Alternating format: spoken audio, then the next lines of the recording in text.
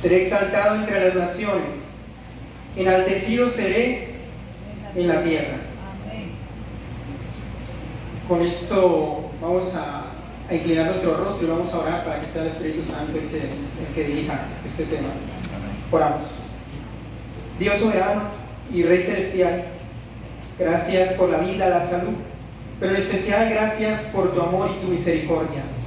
Gracias porque aunque no te podemos ver, sabemos que estás con nosotros y que hablas por medio de tu palabra. Amén. Gracias porque tu palabra es eterna y es poderosa y da vida, Señor, porque es tuya, Señor. Gracias porque al escucharla, Señor, inunda nuestra vida nuevas fuerzas para un nuevo comienzo, una nueva oportunidad, y es capaz de limpiar todo lo malo y descontaminar nuestra vida. Cada uno de nosotros, los que estamos aquí, necesitamos de usted. Los hombres no nos pueden salvar y necesitamos la voz de Dios. Necesitamos escucharte a ti. Así que suplicamos que tu Espíritu Santo prepare los corazones de cada uno de los oyentes, sus mentes, quite de toda distracción, no permitas que el enemigo intervenga, Señor. Tus ángeles sean para guardar este lugar. Y tu Espíritu Santo sea quien hable esta mañana. Primeramente a mí, tu servidor, pero también a cada uno de nosotros. En el nombre de Jesús. Amén. Salmo 46:10. El momento en que Dios interviene. Así se titula el tema de esta mañana. En nuestro transcurso de la vida, nosotros vamos a tener que pasar acontecimientos inesperados y acontecimientos sorpresas. Que algunos de los acontecimientos van a ser tal vez trágicos, tal vez incómodos, y tal vez no va a ser lo que nosotros esperamos. Incluso más cuando nos involucramos dentro de la vida cristiana. Quiero volver a leer este versículo para irnos desglosando el tema por este lado. Estad quietos y conoced que yo soy Dios. Seré exaltado entre las naciones, enaltecido seré en la tierra. Cada vez que nosotros como hijos de Dios y vamos a tener que afrontar situaciones difíciles, tenemos varias armas para defendernos, ¿cierto? Y conocemos que una de las más poderosas y más letales a la hora de enfrentarnos al enemigo siempre va a ser la oración. Que tiene la oración, tiene una victoria asegurada. Pero acompañada de eso, el Señor también nos ha dejado su palabra. La palabra de Dios es poderosa, es algo impenetrable, donde está el poder. Y eso tenemos que tenerlo presente siempre, ¿cierto? Incluso del tiempo, como les decía de antemano, vendrán situaciones, tal vez será la muerte de un ser querido, o tal vez será un problema económico grave, o incluso puede llegar a ser algo difícil, como un problema dentro de relación de pareja, entre otros, ¿cierto? Para un padre no va a ser fácil perder a su hijo, para una mujer no va a ser fácil afrontar una infidelidad en un hogar. Esas son situaciones demasiado complejas para un ser humano, ¿cierto? Y ninguno de nosotros estamos exceptos a llegar a pasar por una situación de estas. Pero ¿qué hacer? ¿Qué hacer cuando estamos enfrentados a una situación tal en la cual nosotros quisiéramos tener paz, en la cual nosotros quisiéramos tener tranquilidad y una solución inmediata? Si nosotros sabemos, el ser humano no se hizo para estar solo y tampoco se hizo para el sufrimiento, se hizo para que fuera feliz. Pero estamos en este mundo donde nos toca afrontar eso. Y cuando viene ese problema, nosotros queremos ya. Porque el ser humano quiere huirle al sufrimiento. Entonces, como quiere huirle al sufrimiento, ¿qué quiere? Que pase el problema. Nosotros queremos que se vaya. Nadie quiere sufrir, nadie toma un problema con felicidad. Entonces, viene el problema en mi vida, yo quiero huirle, yo quiero que se vaya, yo no quiero hacerle frente, yo no voy a tener la capacidad. No puedo, humanamente es imposible vencer un problema y yo no quiero hacerlo. Pero cuando yo ya he orado y ya he postrado mis rodillas delante de Dios y he buscado la solución y no tengo quien me ayude, y escucho un sermón y escucho un tema y voy a la palabra y el Señor me habla y me motiva, pero aún así mi carne humana desfallece. Mi vida se puede estar confundiendo en medio de tinieblas. Para el ser humano no es fácil. Pero como no es fácil, ahora ¿qué hago? ¿Qué hago? Y el Señor viene ahí, está quieto. Pero sabe que no es fácil. Pero el Señor dice, esté quieto. Pero Señor, para mí esto no es fácil. Si es una situación compleja, pero estad quieto. Estad quieto y conoced que yo soy Dios. Conocer a Dios. Porque el problema se hizo para que conozcamos más a Dios a profundidad. Porque la incertidumbre de las situaciones difíciles nos dejan ver a Dios de una manera más clara, más profunda. En medio de una situación difícil es cuando Dios interviene de una manera poderosa. Es el método que Dios usa para aumentar nuestra fe. Pero es el método individual individual, porque en un problema nos toca ir solos al frente. Por más que tengamos gente a nuestro lado, por más que tengamos a alguien que incluso que puede tener una consagración profunda con Dios, es mi deber ir solo al frente. Es mi deber afrontar con fuerza, con valentía el problema. Es mi deber aceptar la realidad que no es fácil, para conocer que es Dios poderoso, para conocer que Dios es real y para conocer que lo que está escrito en la Biblia es real, para conocer que esa fe de la cual nos habla desde la antigüedad es posible todavía, y para conocer que esa fe está viva solo en aquellos que la quieran tomar, y para conocer que es efectiva en el que realmente quiera creer en eso, en el que realmente quiera usarla. ¿Cuántos de nosotros los que estamos aquí creemos en la Biblia? ¿Es real o no es real? Amén. Claro que es real. Hay un acontecimiento antiguo que está en 1 Samuel 13. Quiero que vayamos ahí, 1 Samuel 13. En ese capítulo nos habla de la guerra que se levanta contra los filisteos. Se encontraba el rey de Israel ante una situación difícil. ¿Cómo se llamaba este rey? Saúl. Por el tiempo tenemos que sintetizar un poco rápido este tema, así que solamente voy a leer unos versículos, pero les voy a dar como tarea que se lean todo el capítulo completo. Voy a leerles el capítulo 13, versículo 5. Se concentraron entonces los filisteos para pelear contra Israel. 30,000 carros, 6,000 hombres, de a caballo y pueblo numeroso, como la arena que está en la orilla del mar. Luego subieron y acamparon en Mismas, al oriente de Betamel. El pueblo de Israel contaba con pocas armas, en realidad tenían solo 2 espadas para defenderse, entre 30,000 carros, 6,000 hombres de a caballo, bien armados. El pueblo de Israel estaba sometido a los filisteos. Ese capítulo dice que los filisteos eran los que le sacaban filos a sus herramientas, sus asadones, entre otras cosas. Entonces, ¿qué pasa? Saúl, como el líder, tiene que actuar. ¿Y cómo lo hace? Samuel le dijo que tenía que esperar 7 días. Y ya estaban pasando esos 7 días. Y Saúl esperaba y esperaba, pero ese pueblo estaba estresado. Ese pueblo estaba angustiado. ¿Por qué? Porque los filisteos estaban muy cerca y porque era un pueblo poderosísimo. Ahora, para ellos no era fácil. Saúl tenía que hacer algo, tenía que intervenir. ¿Y qué hizo? Versículo 9. Entonces dijo Saúl: traedme el holocausto y las ofrendas de paz. Y ofreció el holocausto. Cuando él acababa de ofrecer el holocausto, vio a Samuel que venía, y Saúl salió a su encuentro para saludarlo. Samuel dijo: ¿qué has hecho? Saúl respondió: porque vi que el pueblo se desvanaba y que tú no venías dentro del plazo señalado, mientras los filisteos estaban ya concentrados en Mismas. Me dije: ahora descenderán los filisteos contra mí a Gilgal. Yo no he implorado el favor de Jehová, así que me vi forzado a ofrecer el holocausto. Saúl se ve forzado a ofrecer ese holocausto. Ese no era el deber de él, ese no era el trabajo de él, pero él lo hizo. ¿Qué lleva a Saúl a hacer eso? ¿Por qué actuar? ¿Por qué cometer tal error? O sea, ¿qué hace que nosotros cometamos errores? ¿En dónde se basaba Saúl? Samuel le había dicho que esperaba. ¿Y qué hacía el pueblo? El pueblo lo forzaba a que tomara una decisión. El pueblo estaba confundido, estaba dispersado, estresado. Pero Samuel dijo lo mismo que está en el Salmo 46: está quieto, quédese ahí, aguante. Justo cuando ya estaba por llegar Samuel, justo cuando ya tenía que intervenir él, Saúl intervino. Ese no era el trabajo de Saúl. Él intervino, y eso le trajo una catástrofe a él, porque en el versículo 11 dice que vi que el pueblo se desvanaba. Él se basaba en cómo estaba el pueblo, en cómo se movía el pueblo, y esa es una de las aplicaciones que nosotros podemos traer acá hoy. Una de las cosas que hiere a Dios es que nosotros digamos creer en su Biblia, en su palabra. Es que digamos que podemos asistir a una iglesia o tengamos un nombre de ser cristiano, de fe, pero no apliquemos esto. Es que para Dios es doloroso, porque Dios también tiene sentimientos. O sea, Dios también se siente triste o feliz, y eso para Dios es duro. ver que no creen en su palabra, que creyeron en los hombres, en la confusión de los hombres. Una aplicación para nuestro tiempo es que como la moda del mundo es hacer esto, yo lo hago. Es que como la moda del mundo, que mis hijos hagan lo que quieran.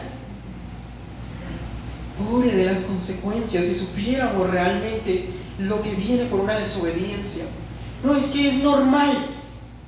Hoy le decimos al pecado, es normal. Es normal que una persona muera por un conflicto, por estar en malos caminos. Eso es normal. Es normal que jueguen con una joven varios hombres. Eso es normal. Eso no es normal. Y eso no hace plan de parte de Dios. Es normal que yo ande enfermo con problemas gravísimos. Es que eso no es normal.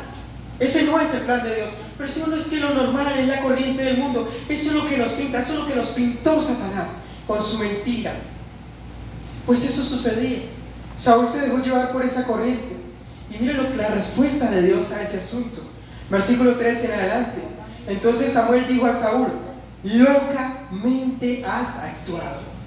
Locamente has actuado. Si hubieras guardado el mandamiento que Jehová tu Dios te había ordenado, Jehová habría confirmado tu reino sobre Israel. ¿Por cuánto tiempo? Pero ahora tu reino no será duradero. Jehová se ha buscado un hombre conforme a su corazón, el cual ha designado para que sea príncipe sobre su pueblo, por cuanto tú no has guardado lo que Jehová te mandó. Saúl no obedeció. Ya su reino no es para siempre. Ya su vida no es la misma. Claro que Dios da perdón, porque Dios siempre va a ser un Dios de misericordia. Pero nuestras acciones tendrán una consecuencia que a veces van a ser irreversibles en la vida. Y Gálatas 6:7 dice: no se engañen, lo que el hombre siembra, ¿eso qué? Cosecha, que es la realidad. Nosotros no podemos jugar con Dios. Y como no se puede jugar con Dios, que porque yo soy el líder, que porque yo conozco, que porque yo soy el consagrado, que porque sé que Él me perdona, entonces cometo un error porque Él me perdona. Sí, pero la consecuencia no me perdona. La consecuencia no me perdona. Y eso va a ser grave a futuro, pues se le quitó el reino para siempre. Y ya no iba a ser duradero. Y hay algo más. Ojo con esto. Ponga atención a esto. Y Dios está buscando hombres conforme a su corazón. Dios hoy necesita hombres conforme a su corazón. ¿Sabe que la iglesia llega a un momento donde cada vez está así zarandeada y se estremece, estilo terremoto? ¿Por qué? Porque Dios busca hombres conforme a su corazón, hombres diferentes. Es que si valiera la pena invertir en el pecado y en lo malo, entonces ¿por qué estamos acá? ¿Por qué? ¿Por qué estar acá? Si fuera bueno lo malo, entonces ¿por qué no estar afuera? Si es que hemos conocido que hay un Dios real que tiene la capacidad de cambiar, transformar y dar una nueva vida. Hombres conforme a su corazón. ¿Y qué es un hombre conforme al corazón de Dios? Es un hombre que levanta la palabra de Dios, cree en ella y se somete en ella, aunque el mundo no lo cree. El mundo no cree en Dios. La influencia mala no cree en Dios. La tendencia corruptora de Satanás no cree en Dios. Y el peligro de nosotros es que como conocedores le llevemos la tendencia del mundo a los hijos. El riesgo de un padre, una madre, una abuela es que le herede a su hijo una tendencia del mundo, que le dé ese libre albedrío y decir: mire, hágale por allá. Pobre de su hijo. Usted tendrá consecuencias, pero pobre de él, pobre de él. ¿No han pensado en eso? ¿Saben que una persona cuando muere, listo, dice que pasa al olvido? Cantares dice: ya, su memoria cae en el olvido. Pero ¿qué futuro le queda a su nieto? ¿Qué futuro le queda a su hijo? ¿Qué valores le impartió? ¿Cómo se va a defender? ¿Cómo se va a defender? El mundo necesita gente más fuerte todavía. ¿Por qué Dios nos dice que quedemos quietos? ¿Puede o no puede? Lucas 1:37, vayamos allá. ¿Qué nos dice Dios ahí en ese versículo? Lucas capítulo 1 y el versículo 37. Pues nada hay imposible para Dios. Ahora pregunto, ¿lo acabó de leer usted en la Biblia o lo dije yo? ¿Está en la Biblia o no está en la Biblia? ¿Y eso es de Dios o es mío? Eso es de Dios. ¿Eso lo inventó un hombre o eso es de Dios? Ahora, ¿eso es posible o no es posible? ¿Es verdad o es mentira? Un compañero mío dice, si eso es mentira, hagamos algo. Tráigame una tijera y cortémosle la hoja a la Biblia. Y botémosla a la basura si eso es mentira. Si eso es verdad, está ahí y eso se cumple. Ahora, ¿cuántos creemos que eso es verdad? Amén. Pues nada es imposible para Dios. ¿Sabe que esta palabra la pronunció Gabriel? Y se la pronunció a María diciéndole que había una mujer estéril que era Elizabeth, su pariente más cercana. Y que el milagro era que iba a tener un hijo cuando era estéril. ¿Sabe que esas mismas palabras se le pronunciaron a Abraham cuando los ángeles le dijeron sobre Sara que también iba a tener un hijo? Es que habrá algo imposible para Dios. Ahora, ¿en qué está puesta nuestra fe? ¿O en dónde nosotros estamos cimentados? ¿Cuál es nuestra mirada? ¿Cómo es nuestro diario vivir? Ahora, ¿a dónde vamos a buscar soluciones? ¿Es que la fe es una opción de segunda mano? O sea, tal vez cuando yo esté en tragedia o una situación difícil, el plan B es la fe. O sea, yo tengo que ir a buscar la fe cuando estoy en una tragedia. ¿Sabe que la pandemia a mí me llamaba mucha gente? Hermano, oremos, hermano, busquemos un grupo pequeño, hermano, hagamos esto, hermano, una vigilia. Pero cuando no había pandemia, nadie me llamaba. Y que hay una vigilia, que hay una campaña evangelista, que hay que predicar. No. Es que tenemos cosas que hacer. Es que es difícil ir a la iglesia. O sea, de vez en cuando vamos el sábado a escuchar el sermón. Pero en una tragedia, decir, la fe, pastor, tengo una tragedia, mi hijo está enfermo. Pastor, oiga, usted que lee la Biblia, usted que es consagrado. O sea, pero si la Biblia dice que Dios es poderoso, ¿por qué no ir a Dios en primera mano? ¿Por qué dejar la fe en segunda? ¿Por qué? Estamos en un tiempo precioso, pero es un tiempo corto, va a ser un tiempo rápido. Marcos 9:23, vamos a leerlo ahí atrás. Marcos 9:23 nos habla de una escena interesante. Jesús baja de la transfiguración y baja con 3 de sus discípulos, pero había dejado más discípulos abajo, apartados. Cuando él llega en Marcos 9, del versículo 14 en adelante, nos explica que esos discípulos se encontraban discutiendo con los fariseos y estaban en una escena un poco común, que porque estaban discutiendo porque no podían expulsar un demonio de un muchacho, ¿sí? Cuando llega Jesús, una de las cosas que él dice es generación incrédula. Generación incrédula. Es que no creen. Un poco fuerte las palabras de Jesús. ¿Hasta cuándo he de estar con vosotros? Un poco fuerte, la verdad, versículo 19. ¿Hasta cuándo os he de soportar? Traédmelo acá. ¿Ellos estaban con Dios o estaban con quién? ¿Era Jesús Dios o no era Dios? ¿Es Jesús Dios? Claro que es Dios, ellos estaban con Dios. ¿Nosotros somos hijos de Dios? ¿Estamos con Dios? ¿Sus hijos, sus nietos saben que están con Dios? ¿Lo saben o no lo saben? ¿Es necesario que lo sepan? Amén. Es necesario saberlo. Porque si yo no sé que estoy con Dios, yo no voy a depender de Dios. Estos hombres estaban con Dios y les quedó difícil. Pero bueno, Jesús se encarga de arreglar ese asunto. Versículo 31, Jesús le pregunta al padre que desde cuándo acontecía esto de que el hijo estaba así, con ese problema de posesión demoníaca. Dice desde niño que muchas veces lo arroja al fuego y al agua intentando quitarle la vida a este muchacho. La respuesta de Jesús es: si puedes creer, al que le cree todo le es posible. Marcos 9:23. Ahora pregunto, ¿eso es de Dios o de quién es? ¿Quién dijo eso? Hay otra versión donde Jesús dice, mirándolo fijamente. ¿Usted ha mirado fijamente a los ojos a una persona? ¿Usted se ha imaginado lo que es estar frente a los ojos de Dios? Y que Dios le diga a usted, para el que cree todo le es posible. Para el que cree todo le es posible. O sea, Dios a usted personalmente le está diciendo que para el que cree todo le es posible. O sea, usted individualmente con Dios. ¿Cómo será eso? En realidad no se puede hacer ahorita porque moriríamos con el resplandor de Dios. Pero pregunto, ¿se lo está diciendo en este momento sí o no se lo está diciendo? Ahora, ¿usted puede llevar eso a su casa? ¿Sí o no? ¿Puede llevar eso al mundo? ¿Para quién es eso? Es que eso es para todo el mundo. Esa palabra es para todo el mundo. Ahora la Biblia fue escrita para que todos puedan alcanzarla. Pero yo no puedo obstaculizarme. Si yo no creo, entonces yo voy a decirle, Señor, yo no creo, tengo que hacerlo a un lado, pero el mundo tiene que creer en lo que usted dice. Tal vez yo sea un obstáculo, tal vez yo no tenga la fe y necesito ir a usted, pero el mundo necesita eso. El mundo sufre porque no tiene eso. Ese hombre tenía fe y en esa fe el Señor le ayudó o no le ayudó. ¿Y ese hombre era cristiano, sí o no? ¿Era adventista del séptimo día?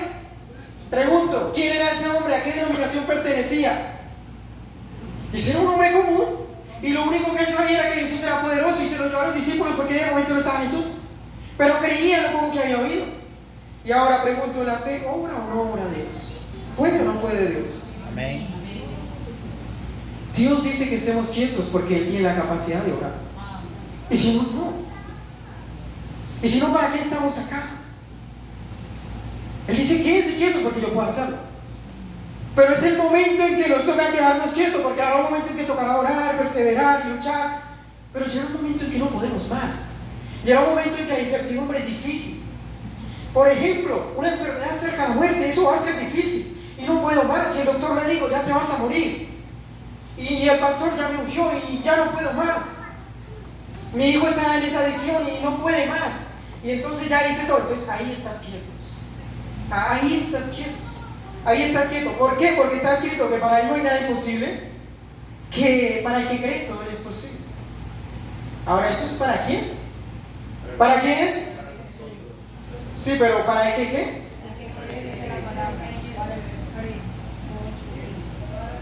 ¿Tendremos la posibilidad de tener esa fe ahorita? ¿O es una fe antigua más bien? ¿Es para ahora o es para mañana? Es ya. Es una fe que nosotros podemos adquirirla de Dios. ¿Sabe por qué Dios quiere que tengamos presente algo? Vamos ahí mismo en Lucas 10 del 17 al 20. Tenemos que tener presente quién es Dios en medio del dolor y la incertidumbre. Lucas 10, 17 al 20. Regresaron los 70 con gozo, diciendo, Señor, hasta los demonios se nos sujetan en tu nombre. Les dijo, yo veía a Satanás caer del cielo como un rayo. Os doy potestad de pisotear serpientes y escorpiones y sobre toda fuerza del enemigo, y nada os dañará. Pero no os regocijéis de que los espíritus os sujeten, sino regocijaos de que vuestros nombres están escritos en los cielos. Porque cuando viene ese problema o la dificultad, nosotros podemos ver a Dios pequeño, podemos ver a Dios alejado, podemos ver a Dios como un Dios que tal vez no interviene o que no responde, y cuando nosotros estamos cansados y Él nos dice que estemos quietos y Él no interviene, entonces ¿qué hacer? Y es recordar lo que Él dice, que es poderoso, que los demonios no pueden donde está Él, que no pueden intervenir hasta donde está Él, que Él veía a Satanás caer de un cielo como un rayo. ¿Por qué? Porque fue creado por Él, porque en todo siempre será Dios superior, que quiere que nosotros seamos presentes, que siempre será más que cualquiera, y que si estamos en Él, nosotros ya tenemos la victoria asegurada. Adicional a eso, dice que nuestro deber, en fin de cuentas, es procurar nuestra salvación. ¿Procurar qué? Nuestra salvación. Hay una amplitud en eso, y es que esto es para todos, vuelvo y digo, o sea, es para los jóvenes, para los niños, ¿sí? ¿Por qué razón hablo de eso? Porque es que en situaciones me encuentro con niños y jóvenes que creen más en la pornografía que en Dios. Porque es que me encuentro con niños y jóvenes que creen más en las relaciones prohibidas que en Dios. Porque es que me encuentro con hermanos que dicen, vamos porque la iglesia está estancada y es difícil, y ahí vamos, ahí vamos. Porque es que me encuentro incluso con ministros del evangelio y con personas que predican el evangelio como que, ahí vamos, pero Dios, como que Dios no puede, es lo que dice. Y eso está mal. Porque entonces estamos lejos de Dios. Porque hay gente que no conoce realmente mucho la doctrina, pero hace orar a Dios. Y escuchaba hace poco un tema de un profesor nuestro que decía que a veces vemos que a un evangélico le hacen un milagro y nosotros creemos que fue el diablo el que se lo hizo. Y limitamos a Dios. y no creemos que Dios puede sanar un cáncer, y ya no creemos que Dios puede restaurar a una persona, ya no creemos, ya como que esa fe se ha quedado en la antigüedad, ¿sí? Como que no, esa fe era para Abraham, esa fe era para Jacob, o esa fe era para Moisés. ¿Y usted quién es? ¿Es que Moisés era diferente a usted? ¿Quién era Moisés? Era un mortal más, pero un mortal que creía y se sometía. Y en el someterse usted sí o sí se va a encontrar con Dios y van a ver cosas que usted no va a poder explicar.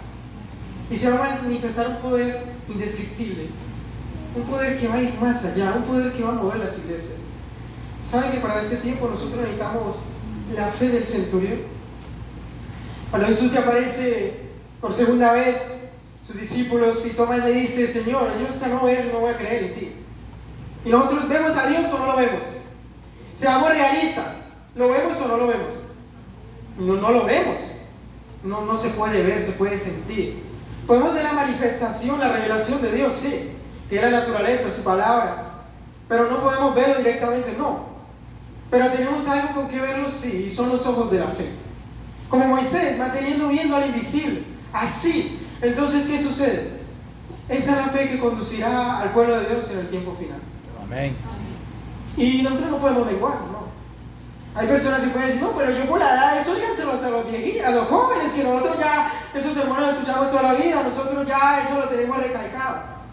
Sí, pero si usted tiene fe, usted puede ser un hombre de oración, o una mujer de oración, sin importar la edad. Y usted puede seguir, hacer que la iglesia se mueva si usted ora. Ustedes, los que son mayores, pueden orar por los niños y por los jóvenes. Y eso es una obra misionera también. Y eso va a mover el Espíritu Santo en los jóvenes, y eso va a proteger a los jóvenes, y eso va a hacer que se expanda el Evangelio en el transcurso del tiempo, la iglesia. Lucas 7. Vamos a estar meditando en este libro. Lucas 7, hay una historia del centurión. La hemos escuchado. Quiero hacer énfasis en el versículo 6. Jesús fue con ellos, pero cuando ya no estaba lejos de la casa, el centurión envió a él unos amigos diciéndole: Señor, no te molestes, pues no soy digno de que entres bajo mi techo, porque lo que ni aún me tuve por digno de ir a ti, pero di la palabra y mi siervo será sanado. Saben que el centurión se encontraba en una situación difícil. Jesús regresaba a Capernaum, era una de las ciudades donde él habitó, y un oficial de alto mando manda a buscar a Jesús porque él había escuchado que era un hombre, o que era un hombre de Dios. Él creía que Jesús tenía el Espíritu de Dios y que hacía milagros y sanaba, entonces lo manda a buscar. Y cuando manda a buscar a Jesús, por medio de su siervo, le dicen: vea, este es un buen hombre, nos ha construido una sinagoga, pero venga, que su siervo está enfermo, venga y ayude. Pero antes de llegar a la casa, el hombre le dice, le manda a decir al mensajero: no soy digno, o sea, yo no me siento digno de que entres a mi casa, es que ni siquiera me sentí digno de estar cerca de ti, y por eso no me atreví a presentarme. Pero yo soy hombre de órdenes y soy líder, y entonces yo le digo a un siervo: ve, y le digo al otro: ven, y le digo a mi siervo: haz esto, y lo hace. Y entonces di la palabra. Di la palabra. Di la palabra. ¿Creía o no creía en Jesús? Ahora pregunto, esa palabra que el centurión le estaba diciendo a Jesús que dijera, ¿es esta misma o es otra? A ver, voy a levantar eso. Levanten la mano los que tienen la Biblia. Mejor, levanten los que tienen la Biblia. ¿Cuántos tienen Biblia? Bueno, los felicito porque he visto hartas Biblias acá. Qué alegría. Bueno, ¿la palabra del centurión era esto o qué? Donde le dice a Jesús: di la palabra. ¿Cuál palabra tenía que decir Jesús? ¿Era esta o cuál era? La palabra. Ok, bueno, si era esa, entonces vamos a ver qué sucedió, porque quiero ver cuánto poder tiene esa palabra. Pues vea lo que sucedió. Al regresar a casa, los que habían sido enviados hallaron sano al siervo que había estado enfermo. Amén. O sea, esa palabra sanó a ese siervo. Amén. ¿Y cómo lo sanó? Porque ese centurión creyó y le dijo: usted solamente diga, y si usted dice, se va a sanar. O sea, usted no tiene que venir acá, porque yo creo en usted y yo sé que si usted dice, se hace. Amén. ¿Se hizo o no se hizo? Amén. Ok. Entonces, ¿qué tenemos que hacer nosotros? Como iglesia, individualmente. O sea, ¿cómo actuar si esto es real? Como iglesia tenemos que hacer algo. Porque eso no se puede quedar ahí. Es que eso no es solo para el centurión, eso no es solo para la gente antigua, ¿no? O sea, ¿qué hago yo? O sea, en mi experiencia personal con Dios, yo pienso, bueno, yo tengo tal edad, yo soy estudiante, bueno, yo soy médico, yo soy ingeniero, yo soy ama de casa, yo soy eso. O sea, ¿qué hago yo? O sea, con esto que Dios me está diciendo a mí, o sea, ¿qué hago yo? Es que sabe que tiene mucha tendencia a decir, no, es que eso es para el pastor es el que tiene que orar, el pastor es el que tiene que creer, el pastor es el que hace un milagro. Eso es una vil mentira. Es que nosotros somos siervos, pero si nosotros no tenemos esto, nos morimos. Dependemos de esto, y no cada 8 días. Un ministro tiene que pasar como mínimo 2 horas diarias antes de empezar el día en oración, a solas con Dios, si es posible 4, porque estamos en un conflicto entre Satanás, y el día que no lo haga se murió, y su fe estaba puesta en un ministro, y si el ministro le perdió, se perdió, porque usted nunca creyó en la Biblia, porque usted se queda con lo que le dicen y ya, y no estudia. Estudie. Dios nos llama a que crea. Pues este centurión creyó en lo que le habían dicho, en lo que conocía. Pero nosotros tenemos más luz, más capacidades, podemos ir más lejos. Nuestros hijos, los nietos pueden ir más lejos, pueden llegar más lejos. Y al llegar más lejos, nosotros podemos pedirle a Dios esto. Lucas 17, 5, 6. No nos está lejos llegar, tenemos el libro ahí cerquita. Lucas 17, 5, 6. Dijeron los apóstoles al Señor, aumentanos la fe. Entonces el Señor les dijo, si tuvieran fe como un grano de mostaza, podrías decirle a este sicomorro, desarráigate y plántate en el mar, y os obedecería. ¿Cuánta fe tiene que tener? ¿Cómo es un grano de mostaza? ¿Quién conoce la mostaza? No la conozco. ¿Cuál es un grano pequeñitito? Ahora, si nosotros decimos una cereza es más grande que un grano de mostaza, si tuviéramos fe como una cereza, ¿qué haríamos? Ahora imagínense, si en un grano de mostaza, un poquito de fe, mire lo que hace, que le dice al sicomorro, quítate de ahí y plántate en el mar, y que lo obedecería. Claro que sí.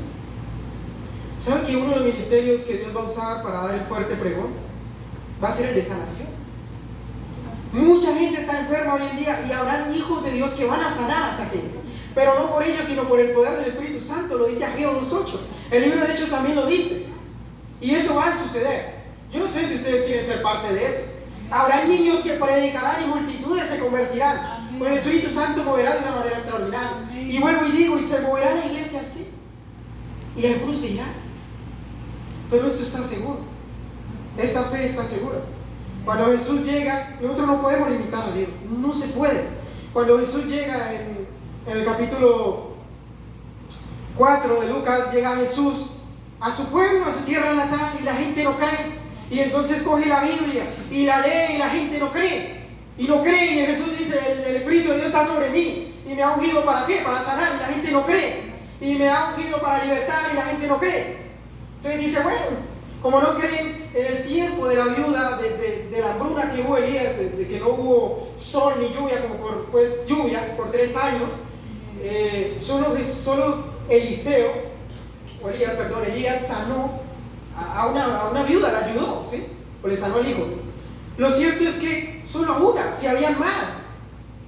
¿Cuántos sabemos acá? No sé, como más de 20, ¿cierto? ¿Cuántos miembros tiene nuestra iglesia?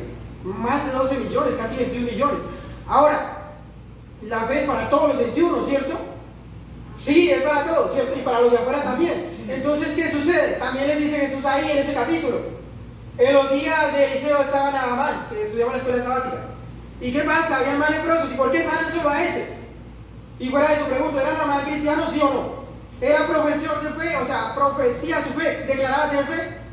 Pues no, era un incrédulo, pero lo poco que conoció dijo, bueno, ahora sí va a creer. Y fue allá a que lo sanaran, a donde Eliseo. ¿Habían más leprosos? Dice la Biblia que sí, habían más. ¿Y qué pasó? ¿Por qué se sana ese? Es que, ¿por qué? Es que Jesús todos los días viene a usted a buscarlo con la Biblia. El hecho de que usted tenga vida, eso es un milagro, y eso es un milagro para que usted se acerque a la Biblia. Aférrese a la Biblia. Si hay algo a lo que hay que volverse adictos a la Biblia, a la oración, a hablar con Dios. Entonces, esta gente escucha eso y ¿sabe qué hacen con Jesús? Si ustedes leen los versículos siguientes, hacen algo terrible. Yo espero que nosotros no seamos de eso. Que ni por nuestra mente se nos pase a hacer lo que hicieron ellos. Vean lo que hicieron. Versículo 28 y 29. Al oír estas cosas, todos en la sinagoga se llenaron de ira. Levantándose lo echaron fuera de la ciudad y lo llevaron hasta la cumbre del monte, sobre el cual estaba edificada la ciudad de ellos, para desempeñarlo. Pero él pasó por el medio de ellos y se fue. No él pasó, lo iban a botar abajo y él pasó. ¿Qué hicieron esa gente? Pero qué locura. Si venía a sanarlos, a restaurarlos, venía a darles una buena vida, ¿qué hicieron? ¿Quiénes hicieron eso? Eran miembros de la iglesia, conocían la iglesia, conocían la Biblia. Y Jesús venía y bueno, yo vengo a sanarlos, vengo a ayudarles. O sea, paquete completo, o sea, todos, no era solo uno. Y entonces, ¿qué hacen ellos? No, vamos al despeñadero, a un monte alto y botémoslo. Le iban a quitar la vida a Jesús. Cada día que nosotros negamos la fe, le estamos quitando la vida a Jesús. Estamos negando el sacrificio de Cristo y lo estamos crucificando nuevamente. Estamos dejando la muerte de Jesús. No estamos creyendo el sacrificio. Tener fe es creer en el plan de salvación, y eso es lo que se resume todo. Entonces, ¿cuál es el fin de este mensaje? El fin de este mensaje es que aumente nuestra fe del Señor. Que Dios interviene. ¿Lo creen o no lo creen? Vean que si Dios no interveniera, ¿ustedes creen que yo vendría a hablarles de esto? Me ha hecho milagros poderosos, por esa razón me paro acá, y si no, yo no estaría acá. Si ese Dios fuera una mentira, ¿ustedes creen que yo vendría acá? No. Pero yo vine porque lo que dice la Biblia lo he experimentado y es real. Entonces por eso vine. Amén. Pero la idea es que ustedes también lo experimenten y se vayan con eso. Si hay alguien que no tiene fe y dice, bueno, yo vengo acá porque creo en lo que me dijo Dios y quiere pasar acá al frente para que ore por usted, puede hacerlo. Si hay alguien que de pronto se siente triste, solo y dice, bueno, yo estoy aburrido porque yo no tengo fe o tengo una enfermedad o hay un problema, pase ahí al frente. No lo haga por mí, hágalo por lo que dice la Biblia. Porque si usted está pasando al frente, usted está pasando porque usted cree en lo que acabó de oír. Entonces pueden pasar ahí al frente y que vamos a hacer una oración por ustedes.